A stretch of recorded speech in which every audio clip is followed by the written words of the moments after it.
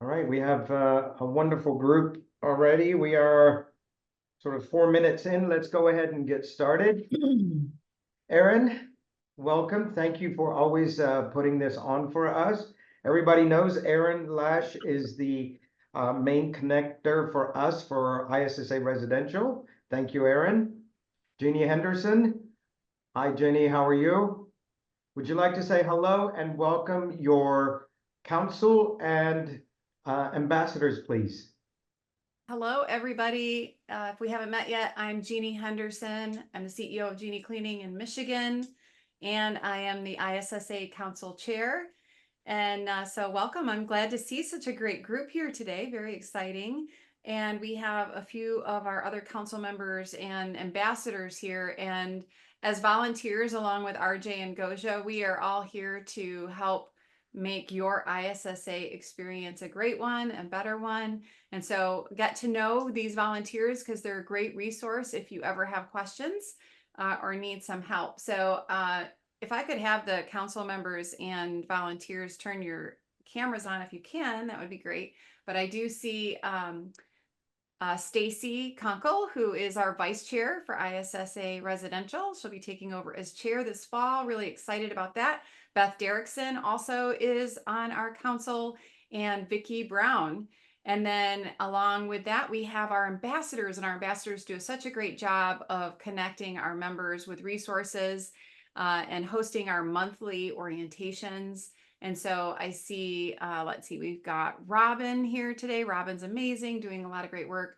Marlo as well, and James Menzies and Stephanie Ramsey. So, and is TJ here? I thought I did it. Yep. TJ's note taker is here. Maybe TJ's not here. TJ's here in spirit. Let's put it that way. TJ Frusciante. So thank you to all of our volunteers. We're very grateful. And just before I move on, I do want to make a quick announcement. There is something new coming up for our members to kind of as an add-on to this event. We're going to have a members peer-to-peer mastermind group meeting, our very first one, coming up in September, on September 17th. So members, watch for your invitation to this members only event. And if you aren't a member, you can join in time to join us at that event. But we're going to be breaking into mastermind groups based on the size of our teams, so that in those mastermind groups, we can discuss topics that are relative to the size of your business to help everyone grow and scale and have a bigger, easier to run business. So looking forward to that. And I will put a link in the chat right now to register for that members only mastermind. And like Jeannie said, it is a members only. So, you know, please, we encourage you to join this group. We're going to break into, you know, various groups and really help you to build your core groups and to, you know, to get more and maximize your membership. Sounds good. So I drop that in the chat. Thank you, Aaron. And thank you, RJ and Goja, for hosting today. Our pleasure. Right. Goja? It's our pleasure to have you all on the call. The purpose of this call is to really connect the community, provide you with some amazing education. And because we are doing this on Zoom, we would love to see all the faces. So if you can please all turn on the camera so our guests can see the interaction with everyone. And we are so excited to have Trent Lovenstein today. Did I say your last name correctly? Trent, you're muted. Sorry about that. Yes, you did a great job. Trent, we would love to hear about from you what you are going to talk about. But first of all, please tell us about yourself. And sure, of course. Yes. Thank you so much for being here. Awesome. Thank you guys. And thanks to the panels and the volunteer and Aaron, thanks for the invite. I appreciate it. A very short introduction of myself is that I went to school originally to be a rabbi. That was my path in life. I was very dedicated. I studied in Israel and I said, I'm going to be a rabbi. I came back to the States. My dad goes, so is this it? Are you going to do it? I go, Dad, rabbis don't make any money. So instead, I got a master's in business, started an international distribution company, which I built for 10 years, sold it, worked for a marketing company targeted at the trades, mainly HVAC, plumbing, and electric. Then I joined a best practice group with 1,000 members in it. And then I launched Tommy Mello's best practice group called Home Service Freedom as his lead coach and director there. So that's a little introduction. I've been deep into the trades, mainly HVAC, plumbing, electric, roofing, some pest control. But one of the things that got me the most interested about the residential cleaning space is that there are so many parallels in the business between the 1990s Chuck in the truck, they call him, who's doing $1 million out of his van, does a lot of revenue, but doesn't make any money, and where residential cleaning is right now.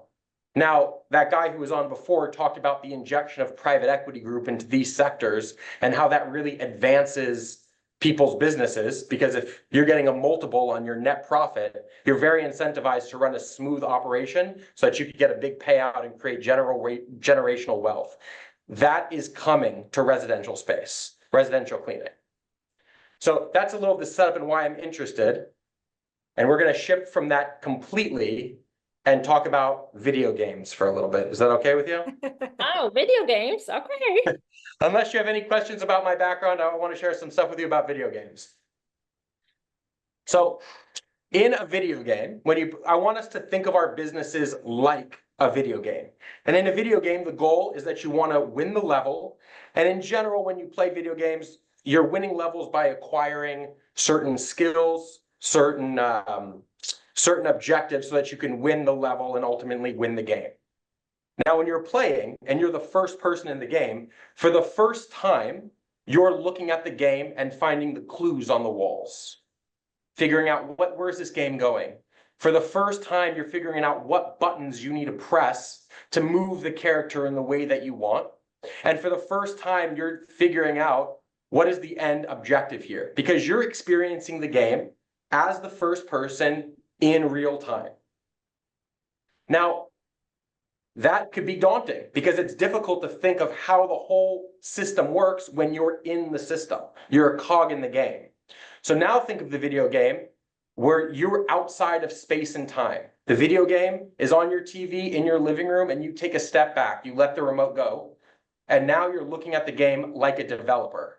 So now you're looking at the game and you're going, well, I'm going to zoom into this level and realize the thing that I valued the most was meaningless to me here. These items which I collected mean nothing to win the level or to win the game. And so when you look at the video game like a developer, you start to understand that there are patterns that you should follow that maybe you're not doing outside of space and time. So what I wanted to do was build a model of our business and talk about it like a video game and like levels. Does that sound good? That sounds Yeah. excellent, yes. Perfect. Now, one of the overarching themes that I just wanted to address is that sometimes when you're playing a game, the things which seem to you to be the most important are sometimes the things that hold you back the most. And I want that to be the theme and undercurrent for today. I'm going to give you 2 examples before I draw the model. The first one is when I was the GM of a shop, we were doing, it was a big shop, we were doing $12-something million. We had this tech, he was $1 million tech, and you could always rely on him to generate revenue. The problem is that he was horrible with customers. The customer experience after the sale was miserable. This guy would never order the right parts. He lied all the time. He was a culture killer, but he generated $1 million. And as the GM, you look at it and you say, well, I can't let this guy go. He generates all this money for me. So the thing that I valued most was the revenue, but it was killing the culture. So what do? You have to get rid of the guy.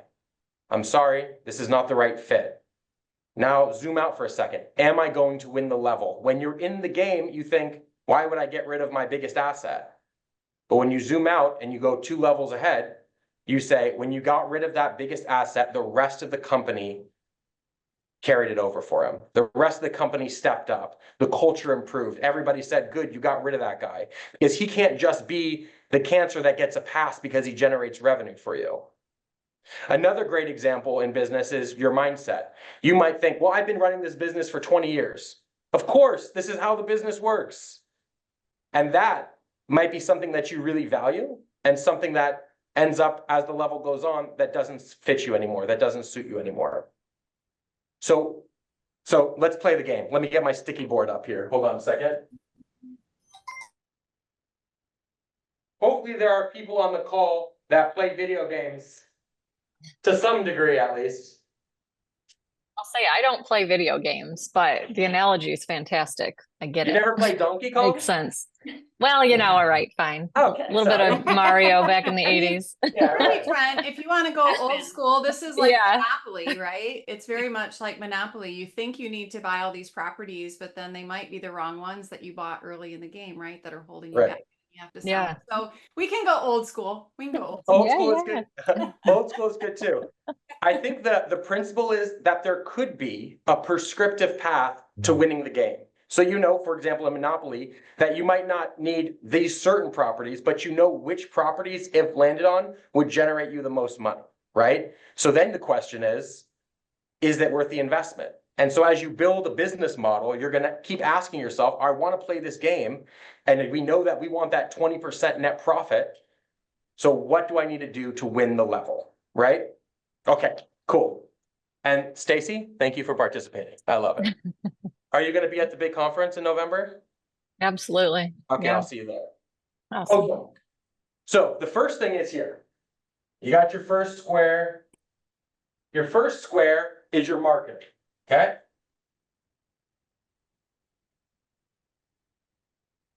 Can you see it okay? Yes.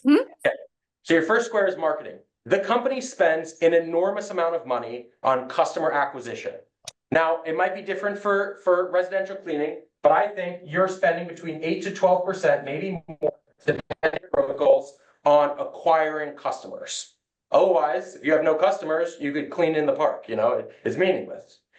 So the thing with customer acquisition in the residential space is that the customer acquisition cost goes down through repeat business. So for example, if you have a customer that says, hey, I just want a one-time cleaning, and the one-time cleaning, let's say, is $100, and you spent $10 to acquire that customer, okay, you're spending 10% there, and that ends there. But if you turn this one-time customer into a multiple time customer, then on number 10, that times that you service them, that 10% to acquire the customer ends up going 8, 7, 6, 5, 4. You have them for 9 months, you have them for a year, all of a sudden the customer acquisition is gone. And the residential cleaning space wants repeat business. That's the most valuable thing to you. So the first distinction here is, how do you get, you market, right? You're spending a lot of money to get this funnel in. So how do you get the one-time guy to be a 10-time or yearly guy? Well, this person calls the office, and you have your CSR/sales. Now, in a normal trades business, you have a CSR that answers the phone and says, hey, we're gonna dispatch a great sales guy to you. Here you go. And the sales guy goes out and makes the sale. But in your space, sometimes that's the same person. The CSR is the person who's doing sales and booking them. That, along with, of course, I'm sure you have an automated system that people could just click in and say, I want this service from you. So let's put that one aside and just say that the CSR is the salesperson. Now, what do you need to do in this level to win? Well, if somebody calls up and says, hey, I want a house cleaning, and the CSR goes, what's your name? What's your phone number? What's your address? What kind of experience is that? You're paying 8 to 12% for that phone to ring, for just somebody to say, could you please help me? Oh, I'm having a big party at my house. It's my son's bar mitzvah or my wedding or whatever it is. I want somebody to come here. And your CSR goes, give me your name, give me your phone number. Let me see if you're in our service area. No, it can't be, because then your customer acquisition goes up because you're not acquiring the customer, or it's bad customer experience. So what does this CSR need to do in order to acquire the customer so that you can generate recurring revenue? It's a question. What do you expect from the CSR to win the level? To make them feel comfortable. Build some rapport, Building dig in a little relationship. bit, find out really what their needs are. Yeah, Develop a relationship. yeah. Comfort, needs, build a relationship, build rapport. Those are all great ones. So how many times, though, do you listen to those calls and your CSRs are stoic? So we know that the character that we want to play for the CSR needs to have empathy. They need to be a people person. They need to be able to build rapport and excitement and enthusiasm. You know that. And when you look at it outside of space and time, you go, yes, that is how somebody wins. If somebody calls and says, hey, we need a house cleaning, we're going out of town for our friend's wedding. The proper answer isn't what's your name. The proper answer is, amazing, when is your friend getting married? Fantastic. Oh, my friend just got married too. Don't worry, we're gonna take great care of you, right? Nobody's calling, when you have a connection like that, it's difficult for somebody to say like, oh, is that too much? Maybe I don't want multiple cleanings. Like, hey, I'm in it with you. Yeah, you want to have a clean house. I don't blame you. Believe me, my life is better. I'm talking as Trent Lowenstein. My life is better when our house is clean. And whenever we have a cleaner come to our house and clean, me and my wife don't fight. It's a value add for me. So it's important for your CSRs to be able to make good connections with people, and the scorecard there should be the booking rate. So how many times does the phone ring versus the percentage of times that they book that call? And that's called the booking rate. Now you can coach your CSRs to this level and say, well, I listened to 5 calls. And here's what you did. Every time you just asked for the name, or you said, well, the first one is $200 cleaning and blah, blah, blah, blah. You got too far into the money. And it's kind of like when you date somebody, right? Now, everybody knows the objective of dating somebody, the idea. But you got to play the game. Hey, how's it going? Let me get you a drink. You got to do the song and dance to make people feel comfortable. So we know to win the level, for CSRs, you need to make them feel comfortable, build rapport, have empathy, and then score them. So you can't win the level if you're not tracking. And the way to track is the booking rate. Okay? Okay. Any questions on that one? We'll move to the next one. Okay. Move to the next one. So then the next section is your install/service. Okay, so now you're in the install/service. For the trades business, that could be somebody coming to the house and actually selling them. But for you guys, you're dispatching your labor force to go and get that money, right? The job's already been sold. So in order to win this level, what do you think needs to happen?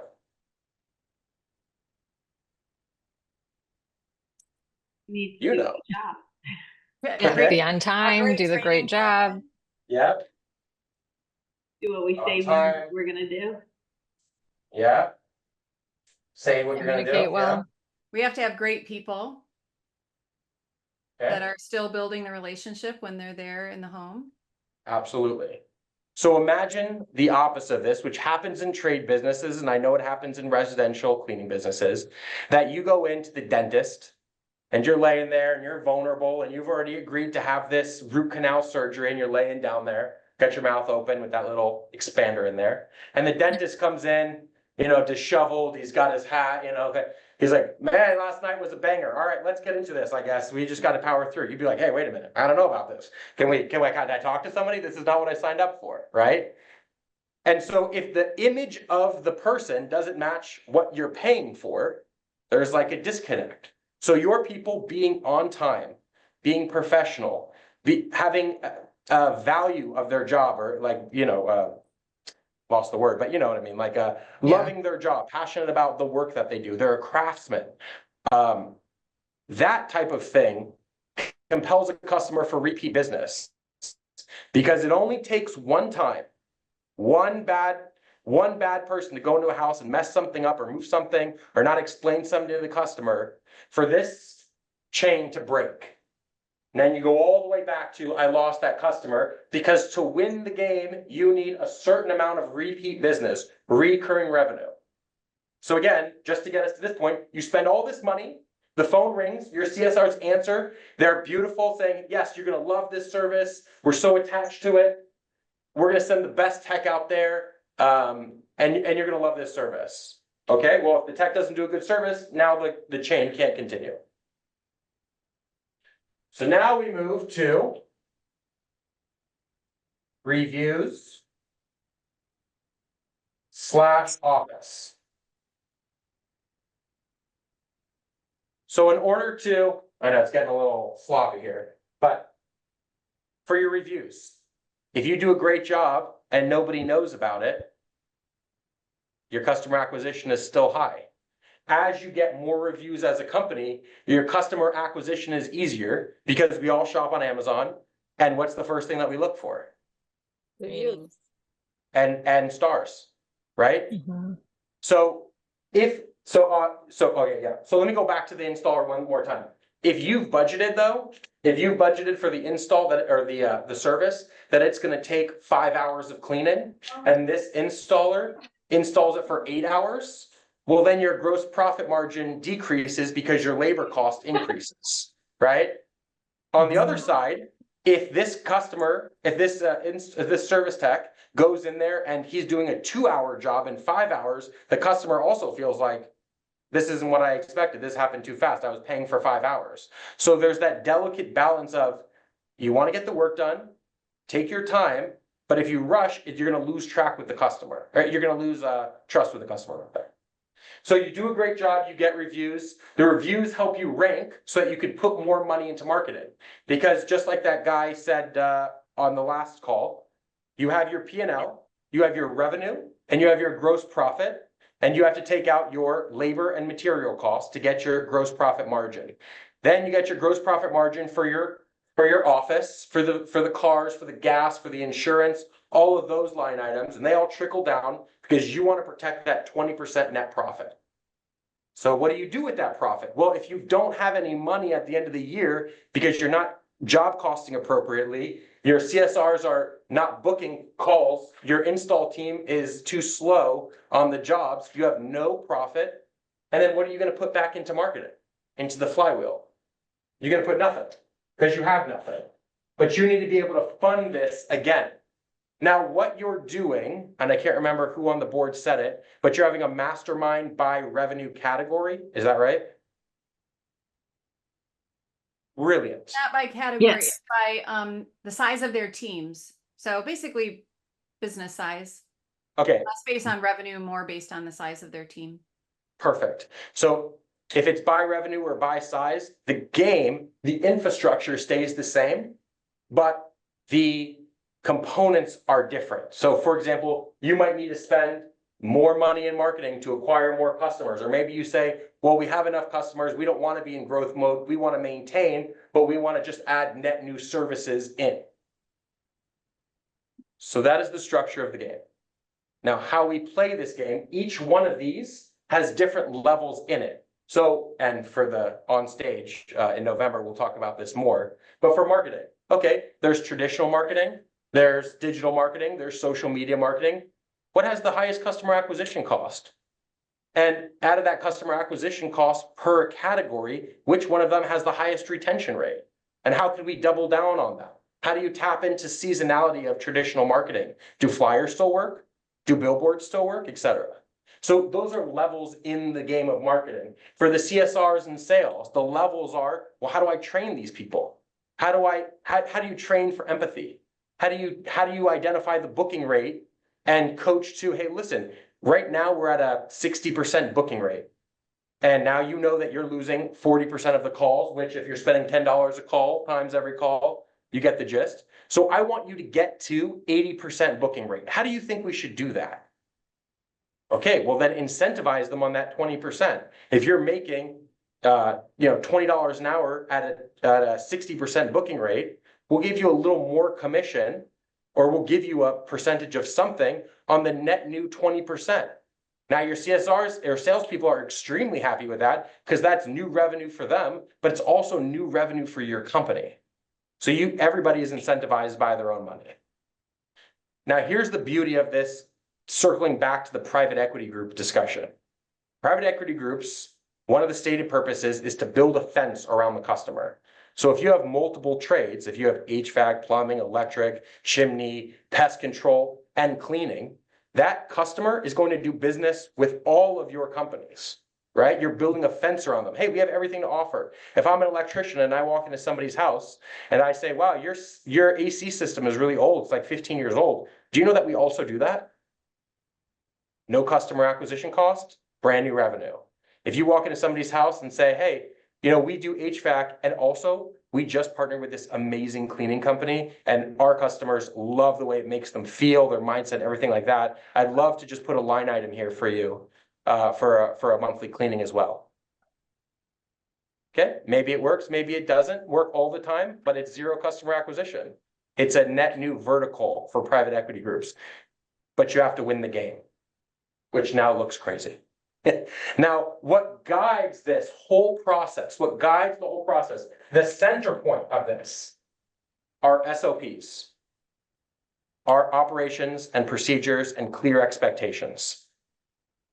If there are no clear expectations on what the on what the billable hours are for your install team, for your service team, how could they be held accountable? If you're not monitoring a booking rate, how could your CSR be held accountable?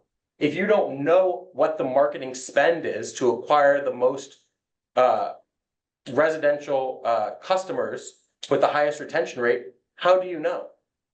And so when you have processes and procedures, which is a big purpose, which is a big point of this training and businesses in general, is what processes and procedures hold you accountable and your team accountable. Now, just to back up for 1 second, then we could open it up to questions and be friends. The question is, when you're playing this game, we all know what it feels like to run a business. When you're in this, it feels like this. It feels absolutely chaotic. Oh, you have to put out this fire and you have to put out that fire and this business couldn't go on without me and we're doing all this revenue, but we're not making any sales. And also my dog's in the hospital and I gotta, but whatever it is, right? But when you zoom out and you become the architect of your business, when you look at it like a developer, you can say, clearly, there needs to be somebody here who has KPIs, who's the right person in the right seat, who's gonna handle in-seat operations. And this is independent of me, right? I'm gonna guide it. Obviously, you have to have check-ins. Obviously, you have to have one-on-ones. You should definitely implement something like an EOS system and have L10 meetings to help your management team build. But everybody should have such clear expectations that they're excited about so that you can win. Okay. Any questions on anywhere from Donkey Kong to Monopoly to Call of Duty? I'll answer. Any questions or thoughts, any aha moments? I have one. The sales and the service and the reviews, I feel like the KPIs we've got down, but I just hired a marketing manager. And getting KPIs for her, I've had to kind of think outside the box. So marketing KPIs do you have that you would look at for marketing manager in a residential cleaning service? Thanks, Holly. I really appreciate that. That was a good question. And be safe while you're driving or as a passenger, whichever you are. I don't know. He's driving. Okay. It does pay off to have kids. Yeah, I like that you have matching outfits. Very cool. Okay. Baseball. So for your marketing manager, you want to say, okay, look, right now we're spending X% of a budget and we're getting Y results. So if your marketing manager is just doing that thing, did you need a marketing manager, right? The question is, to what degree can this marketing manager impact net new customer acquisition or net new leads rather? So we're already at we spend $100, we get 10 calls coming in. So above those 10 calls, that is the thing that's valuable to monitor. And the only question is looking at the lead saying, okay, how much does it cost to make the phone ring? What kind of new visibility do I get, whether it's traditional marketing, social media marketing, digital marketing, et cetera. And then out of those new leads, what percentage of the customers are repeat businesses? Because if your marketing manager tapped into a source where everybody wants one-time cleanings, that's not very profitable for the company. You want as many repeat businesses as possible. So that's what I would look at first.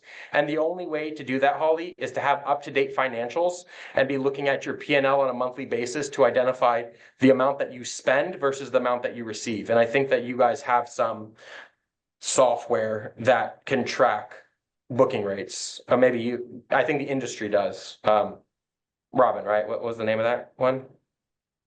There's many. There's many. Customer okay. factor. In fact, certified. Holly's got her own software, Oh, so do you? pretty Holly.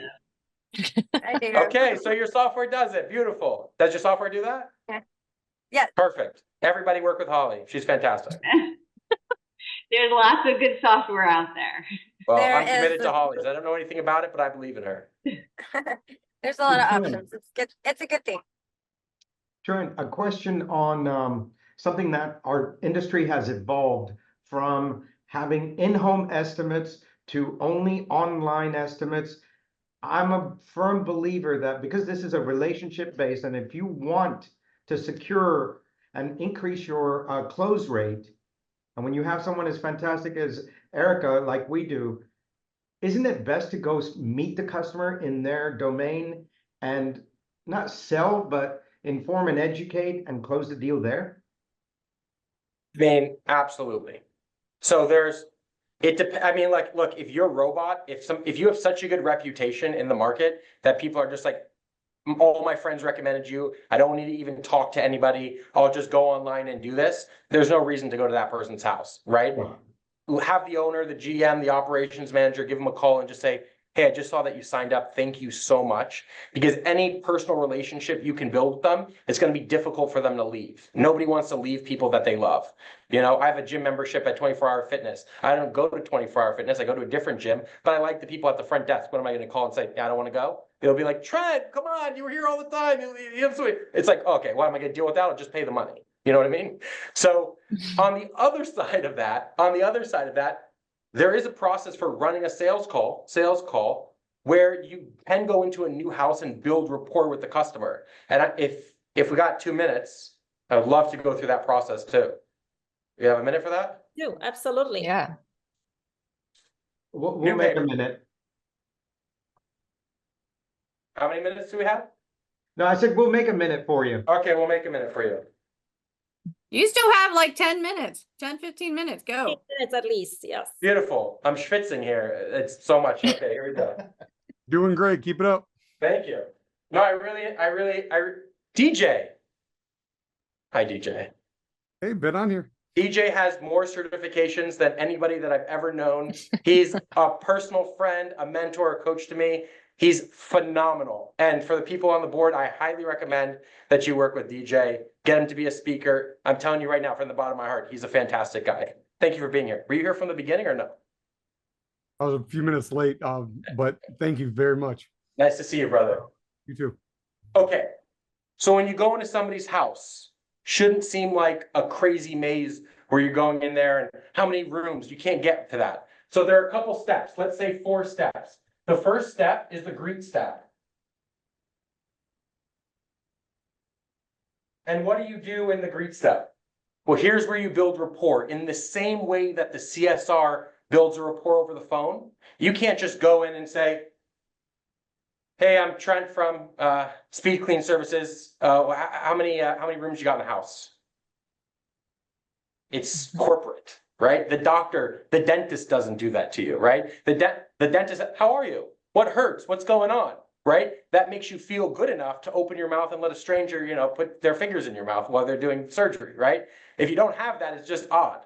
So in the same way, when you go to somebody's house, it's like, hey, DJ, thank you so much for having me. What a beautiful neighborhood you have. We'd love to service you. Blah, blah, blah. Okay, we go into the house. You're building rapport. Oh, that's beautiful artwork you have on the wall. This is great. How many rooms do you have? Do you have a cleaning service already? Amazing. You're asking all these questions with enthusiasm and you're building rapport. Now, the person who's doing this needs to have some kind of financial incentive at the end of it. Maybe a commission or some element of that. For us, it's very common for the sales tax to be on a commission structure where they earn as they acquire. So the greet step is important. Without the greet step, you're dead in the water. Next is the explore step.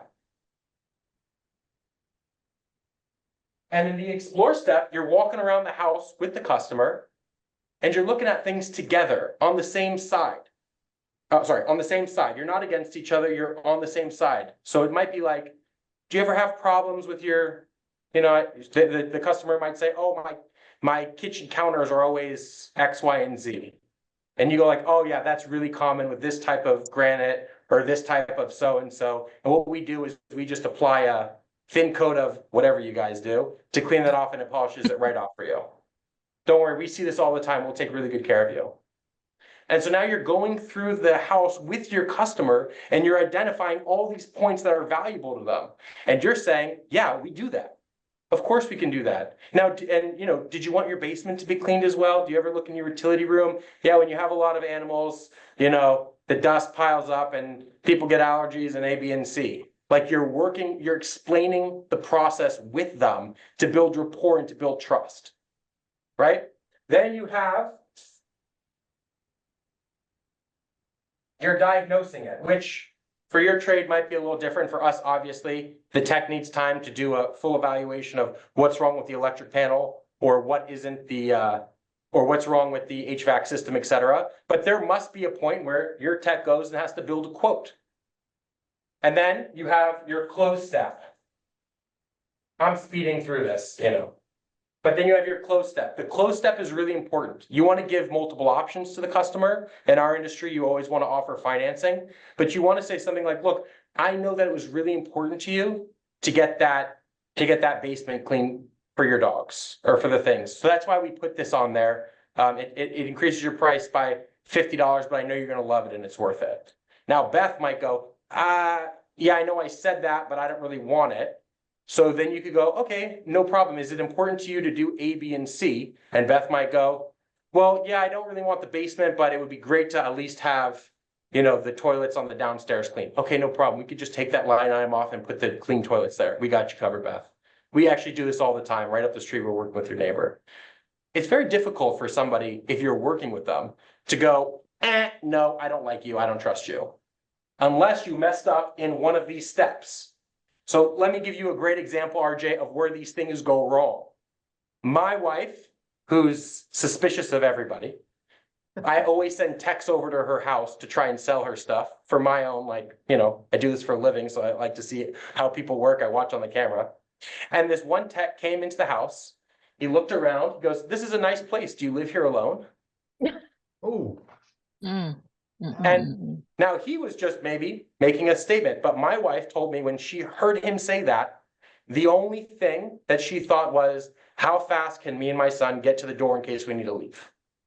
This feels weird. That's a weird question. Now, no matter what this person does, if he has the best prices and he gave the best explanation and he had the best reviews, he said something weird to my wife, and that's dead in the water. That's never going to happen.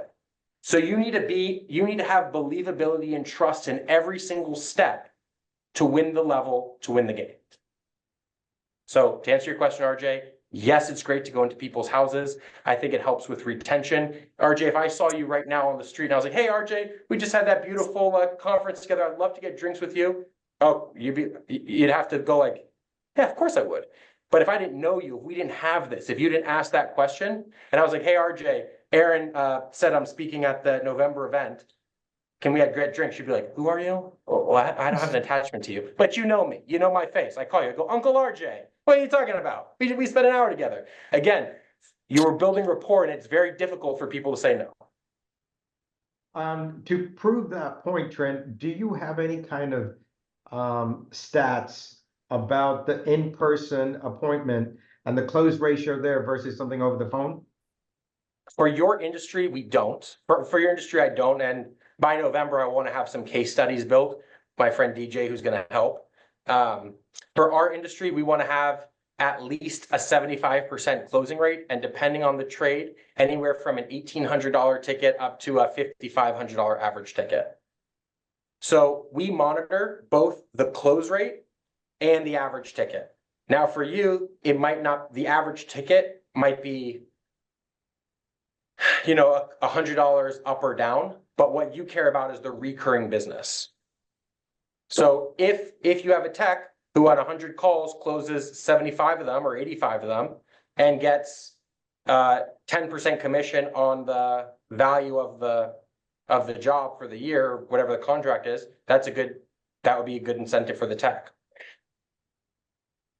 But just in the way that you have the CSR who should have performance pay based off of the net new revenue that they generate. So to your techs, maybe at a 60% closing rate, they have X, and at a 75% closing rate, they get another 3%, because that incentivizes them to get more business, essentially, at a higher commission rate.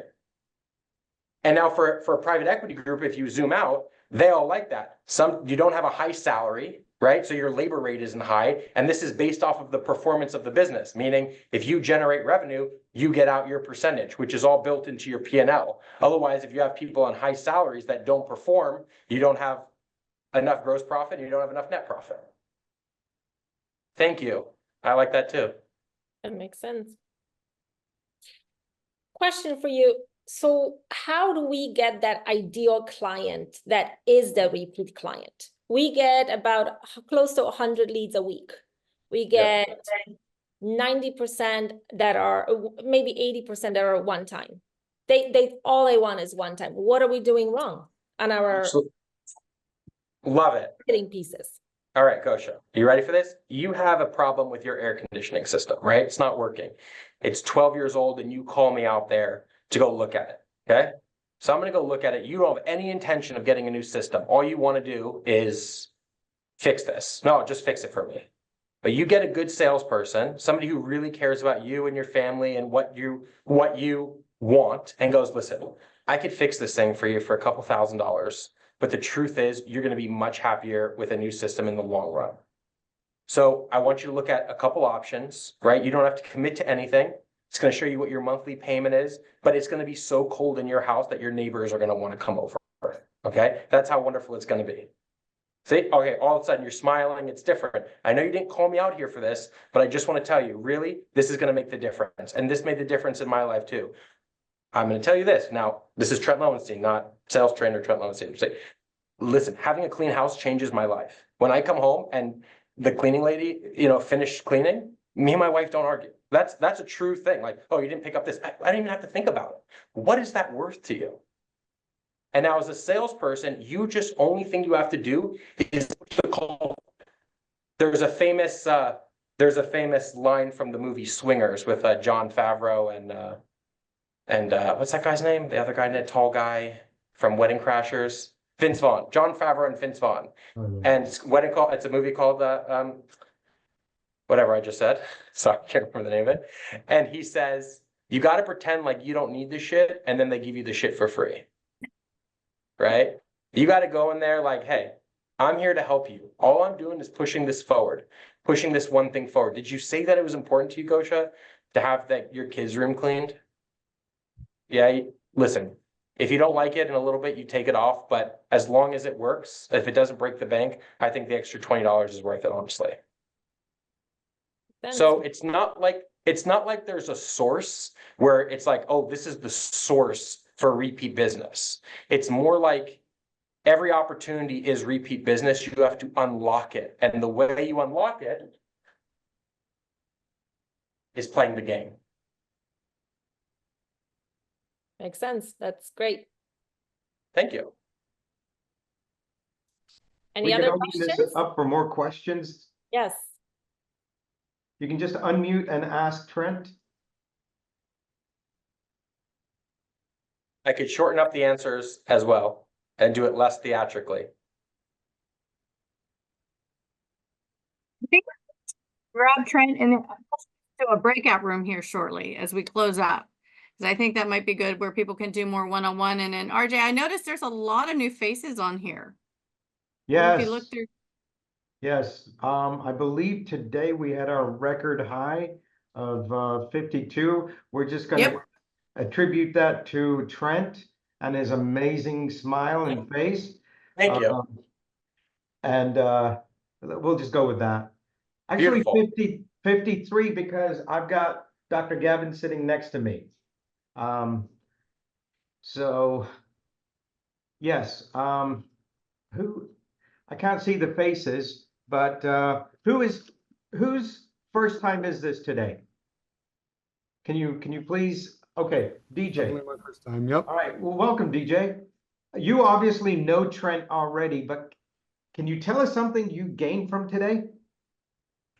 Yeah, I absolutely love the flywheel that he had in the initial part of the meeting where he's talking about the service experience and the roadmap that the customer journey cycle actually goes through. Because when you get through that entire thing and that entire process of that, and you refine the standard operating procedures to make that happen, that's where everything, all the magic starts happening. You know, the once you remove something, it can go in the opposite direction. So just like what you think is what you say, and what you say is what you do, and what you do ultimately becomes your reality, that same thing happens in the business life as well. And if you don't have a system of execution to see things through, even the best intentions can fall flat on their face. So I think that was a huge thing that he pointed out. Thank you. Anybody else, anybody that's new to our call today, can you share one thing on something you gained today? Hi everyone, it's Matabo from South Africa in Johannesburg. I'm a good follower of an ISA, whether LinkedIn and whatever. I think I'm learning so much so far. Unfortunately, my video that I'm not sure what's happening, but I will do better next time. I'm not sure what's happening with my video, but I will do better. Yes, what I've learned today is about building the report, processes and procedures, very important. How do we generate the lead and making sure that we secure our customers in terms of the service that we give them? I think I'm learning a lot and I'm feeling so great. Thank you so much for this opportunity. Thank you for joining us from South Africa. What time is it over there? It's 6:19 in an evening. Oh, okay. Very good. Yes. Thank you. Thank you for taking time to join us. Thank you. Anybody else from a foreign country? I know Jennifer is. Jennifer is in the Philippines. Jennifer, you are put on a spot. Yes, I am. I'm sorry, I joined in like midway of the presentation. So, but yeah, good thing I was able to catch. um, very important things as well. Thank you for inviting me, Gosha. Yes, Jennifer is my marketing director here. So thank you. Yes. Anybody else? Anybody else that's new that would like to share something with Trent that they gained today, or somebody that's a regular? Or any questions, burning questions, marketing questions, anything. Come on, people, you're not shy, are you? I'd love to Well, know I what do the have, overall. I sorry. have something. Go ahead. So I know a lot of people are inspired by hearing Trent talk, myself included. And so if people want to connect with you, Trent, learn more about you, where can we go to connect and, you know, work with you, that kind of thing. I think everybody would like to know that. Muted. Sorry about that. Yeah, absolutely. I could, how do you want me to drop it? I could give you I could drop my cell phone number in the chat. Yep. Whatever, however you would like to be contacted. Yeah. If Cool. you want to just drop that in the chat, I think, you know, if people want to follow up with you, that would be great. I will definitely do that. One thing that we're working on is building it's what's called God mode sales training. And so we come into your shop, do a complete evaluation of where you are, and then train the entire team. And God mode in a video game, like we talked about in the beginning, means that you're outside of space and time, right? You're the developer. So how do you go into somebody's shop? You're not bound by any rules. Like when I hung out with Robin, you know, I know that she likes to drink sake. We had sushi, we drank some sake together, and we talked about business in a vacuum. And that helps clarify the path because again, you're not in it, you're working on it, like the developer, like in God mode.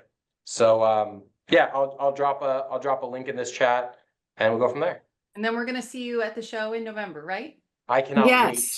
Yes. Very excited. We are so excited. Yes. Robin brought you in contact with us, and Trent is one of the many new speakers we have at the ISSA show this year. We're really excited for our lineup. I did want to call out a couple of our other speakers that are on the line here. I know Robin's going to be talking with us in the clean meat zone, and we're going to do like a live coffee and conversation in the clean meat zone, and we're going to talk to Robin about micro training. I know I also saw Holly Moore is on here, and she is going to talk. Holly, is Holly still here? Yes. She's there. Holly is going to be I'm kicking us here. off on Tuesday in our the Business Solutions Theater, and she's going to be talking with her sister on how they grew their business to a $7 million business. Correct? Yes. And mainly focusing on the sales aspect, a lot of what we just.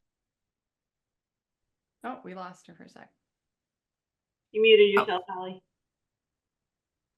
Okay, sorry. Mainly talking on sales and that and a lot of what Trent talked about today and what has worked for us to get to that volume. So we're excited to be there. And we Awesome. have Liz Trotter is here. Liz, you're going to be talking with Candace, correct? I am. Yep. We're going to be talking to the managers and information about the managers of your companies. Liz, can I just tell you, in doing market research on residential cleaning companies, I found you, I follow your Facebook page. I think your content is really great and I can't wait to meet you in real life. Ooh, same. Beautiful. So we have lots of great speakers this year at the show. We have another one that'll be a coffee and conversation in September. His name is Stephen Semple, and he's going to talk about how to brand yourself. Robin, can you speak a little bit what his session is going to be about? I don't know. I don't know, but Stephen is awesome. He is, he's got a great podcast called The Empire Builders, where he talks about small, I want to say small mom and pops and how they grew to be, you know, giant businesses. And if you go on to whatever, Spotify or any of the podcast things, it's called The Empire Builders. I learned so much from listening to him. He's a great speaker. He's one of the partners of Wizard of Ads. And I whatever he talks about, I trust it will be awesome. He's going to talk about using stories to sell your services. So he's really exciting, and he's going to be with us in September at Coffee and Conversation. So if you haven't registered for the show, these are some sneak peeks, and I'll put a link to the residential education in the box here and a link to register. Early bird ends for registration for the show on Heather, I might be getting this wrong. It's September 30th, correct? We go through September 30th for early bird registration for the show. So I encourage you, if you're going to go to the show, get registered sooner rather than later. Can I just also give kudos to Erin and Heather and Jeannie and everybody, all the board members and ambassadors and everybody who's bringing back, you know, the best speakers from the past and also introducing lots of new ones. So, you know, we need to be expanding the way we think, as well as, you know, retaining, you know, nobody's better than Liz Trotter. So, and I'm sure there's other people here who have spoken before, but there's good things from the past, but not to just be repeating over and over again, but going to people who work in different industries also is really helpful. Yeah, super excited for our education lineup this year. It's going to be an amazing show. And thanks for those who worked on that. So I would like to ask a question, Erin. How many folks that are online right now have been to an ISSA show, either in Vegas, Chicago, wherever? How many? Okay, so thank you, Liz. That's perfect. We need to get everybody one of those. So what I want to know is, what was the one idea? Marlo, I'm going to put you on the spot. What was the one idea that you learned, came back with, implemented, and it was the best thing you did? That has put me on the spot because I've learned so much over the years.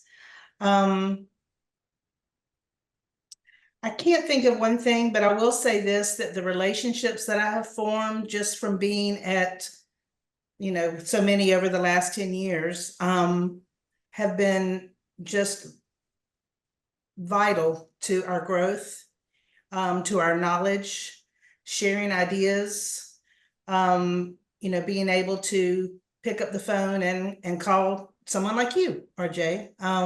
If I'm going through a time that I feel that I need to bounce something off of another owner who may have already been through something like this, And I've said this before, that I think that even though the speakers are always exceptional, and I always learn from them, the relationships that are made by attending these conventions are just the most important thing to me. And I would have to concur on that. Liz, did you have something? Yeah, actually, RJ, I was wondering, to throw you under the bus, what is the most important thing that you ever learned that you put into practice?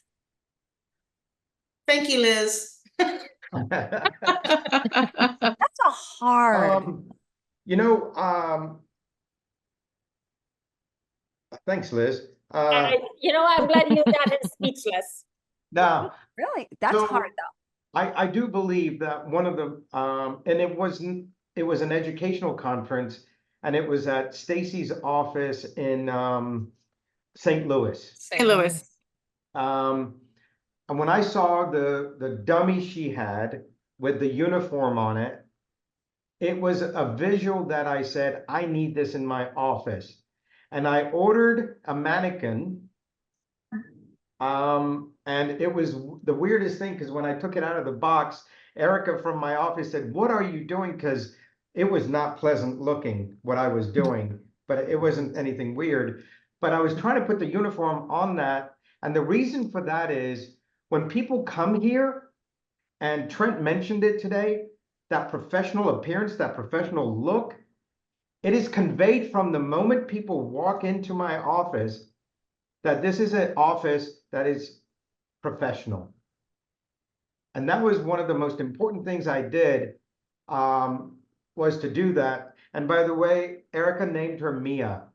So Dr. Gavin met Mia, and that's so important. Because if somebody doesn't want to be in uniform, they don't belong here.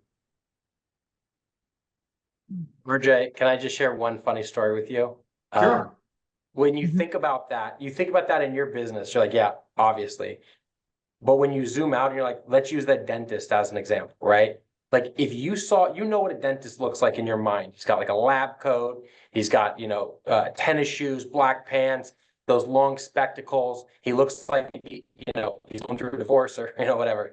Whatever the thought of the dentist is in your head, you know what that guy looks like, right? But if that dentist came in like wearing gym shorts and sandals, you might be like, I don't know if I'd let you do it. Right? So it's like people create split decisions, like just by looking at somebody. You're either going to spark like cortisol, like the fight or flight, or you're going to have a shot of dopamine. And visual representation is a huge part of believability, right? Same dentist, he could say the same things. If that guy's got sandals, I'm not getting a root canal from him. Yeah, that's a great point.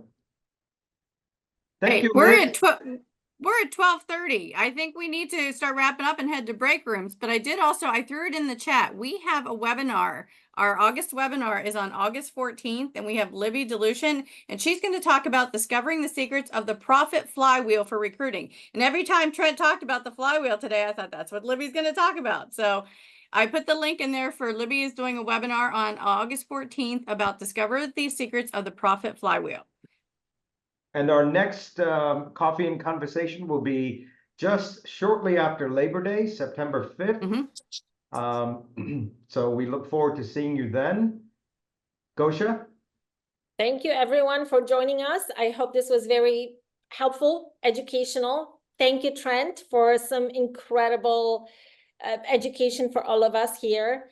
And looking forward to meeting you in person in November, going to your session, and let's jump into the break rooms now. Okay, I have 2 break rooms. I'll open them now. I have Trent. Can you stay? I thought you said you could stay for a few minutes. Do you have like 15 minutes for some Q&A? I'll stay. Okay. I'll stay. I will open the break rooms. If you need help getting assigned to a break room, please let me know and I can assign you. Stacy, can you do a membership room? Do you have time? Okay, there's a lot of new faces here today. I think if you have any questions about membership, about the our members only mastermind, about webinars, anything about membership, we have a number of ambassadors today. If any of you can jump in that room and answer questions, because like I said, we had a lot of new faces. So welcome everybody that's new here. I hope you got a lot out of it. And please take advantage of the time while we have our ambassadors here, because that's what they do. Thank you, everyone. Thank you, See you everyone. in Thank the- you, Erin. Thank you.